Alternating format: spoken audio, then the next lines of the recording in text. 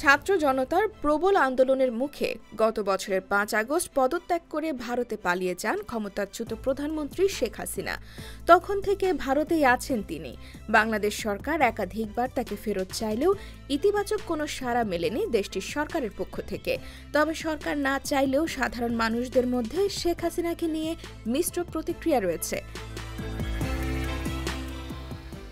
বাংলাদেশের ক্ষমতাচ্যুত প্রধানমন্ত্রী শেখ হাসিনাকে ভারতে আশ্রয় দেওয়ার বিষয়ে সে দেশের জনগণ কি ভাবছেন তা নিয়ে একটি জরিপ চালিয়েছে ভারতীয় গণমাধ্যম ইন্ডিয়া টুডে। জরিপে ৫০.২% ভারতীয় জানিয়েছেন যে তারা চান না হাসিনা ভারতে অবস্থান করুক।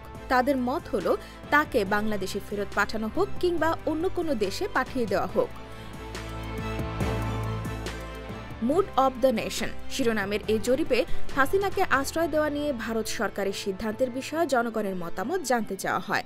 জবাবে ২১.১% ভারতীয় জানান বাংলাদেশের বর্তমান সরকারের সঙ্গে সুসম্পর্ক গড়ে তুলতে হাসিনাকে বাংলাদেশে ফেরত পাঠানো উচিত। ভারতের উত্তর পূর্বাঞ্চলের ৭১% মানুষও এমনটাই মনে করেন। আর ২৯.১% ভারতীয় মনে করেন হাসিনাকে বাংলাদেশে না পাঠিয়ে অন্য কোনো দেশে পাঠানো যেতে পারে।